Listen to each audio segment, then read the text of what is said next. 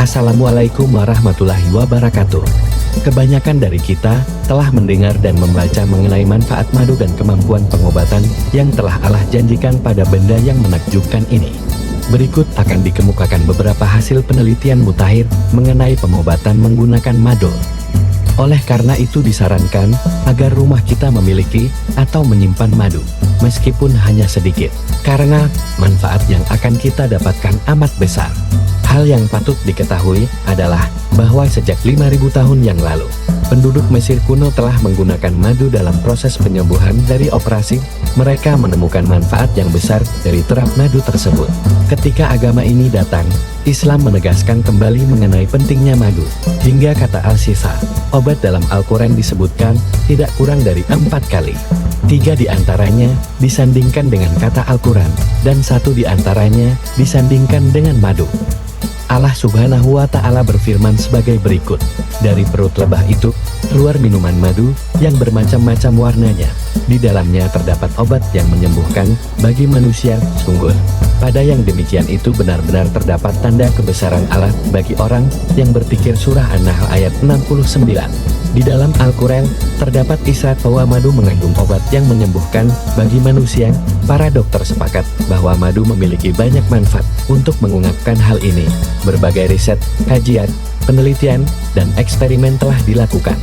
Imam Al-Bukhari dan Muslim telah diriwayatkan dari Abu Sa'id Al-Khudri. Ia menuturkan, seorang laki-laki datang kepada Nabi Muhammad SAW dan berkata, sesungguhnya saudaraku terkena diare.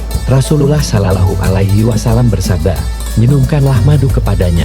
Lelaki itu meminumkan madu kepada saudaranya, kemudian kembali menemui Rasulullah SAW dan mengatakan, sesungguhnya saya telah meminumkan madu kepadanya, namun diarenya semakin parah. Hal ini berlangsung sebanyak 3 kali. Kemudian ia datang kembali kepada Rasulullah SAW untuk keempat kalinya dan mengatakan hal yang sama. Rasulullah SAW bersabda, minumkanlah madu kepadanya. Lelaki itu mengatakan, aku telah meminumkan madu kepadanya, tetapi diarenya semakin parah. Rasulullah SAW lalu mengatakan, firman Allah Subhanahu wa Ta'ala, benar dan perut saudaramu bohong. Lelaki itu kembali meminumkan madu kepada saudaranya, pun sembuh. Seorang bakteriolog bernama Dr. Sakat dan seorang peneliti dari Fakultas Pertanian Colorado telah melakukan penelitian untuk mengetahui pengaruh madu dalam membunuh bakteri. Mereka menanamkan sejumlah bakteri dari berbagai penyakit di ladang madu murni. Hasilnya seluruh bakteri tersebut mati dan dihancurkan oleh madu. Dr. Lockser yang bekerja di fermentasi pada Universitas Ottawa mengulangi eksperimen yang telah dilakukan oleh Dr. Sakat, namun dengan kondisi yang berbeda. Ternyata hasilnya menguatkan eksperimen Dr. Sakat. Eksperimen ini pun memastikan bahwa berbagai penyakit yang menyerang manusia akan benar-benar mati bila terkena madu lebih murni. Tak heran jika lebah dijadikan salah satu nama surat dalam Al-Quran. Surat ke-16 dalam Al-Quran adalah An-Nahl, yang berarti lebah. Secara khusus, surat Makkiyah tersebut dinamakan An-Nahl atau lebah, karena pada ayat ke-68 terdapat firman Allah Subhanahu wa Ta'ala yang berbunyi, dan Tuhanmu mengilhamkan kepada lebah, buatlah sarang-sarang di bukit-bukit, di pohon-pohon kayu, dan di tempat yang dibikin manusia. Selain itu, berbagai penelitian juga menunjukkan bahwa madu dapat menjadi pengganti glukosa yang biasanya diberikan kepada para penderita diare. Komposisi fruktosa yang terkandung di dalam madu sangat efektif untuk membantu penyerapan air dari usus tanpa meningkatkan penyerapan sodium. Madu lebah juga diuji dengan disuntikan kepada penderita radang usus besar. Ternyata madu efektif untuk menyembuhkan radang tersebut. Dalam studi modern seputar pengaruh madu terhadap zat asam yang dikeluarkan oleh lambung, diketahui bahwa madu bisa mengurangi asam klorida hingga mencapai tingkat normal. Dengan demikian madu dapat membantu penyembuhan luka pada lambung dan usus 12 jari. Madu sebagai antibiotik. Allah Subhanahu wa Ta'ala telah menyebut madu di dalam Al-Quran dan menjelaskan bahwa madu mengandung obat bagi manusia. Hasil penelitian mengatakan bahwa madu dapat dijadikan antibiotik jika dioleskan pada luka biasa ataupun luka bakar.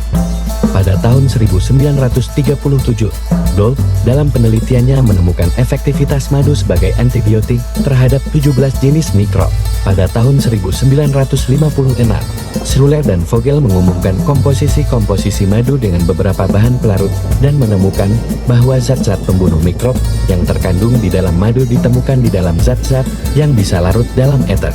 Pada tahun 1958, penelitian yang dilakukan Shedd menemukan bahwa kandungan antibiotik madu bukan terdapat di dalam zat fermentasi yang ada di dalam madu.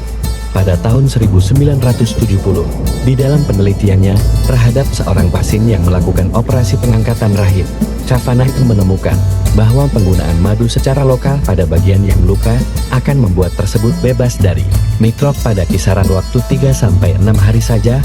Adapun penutupan luka menurut hitungan sedang terjadi setelah 2 minggu.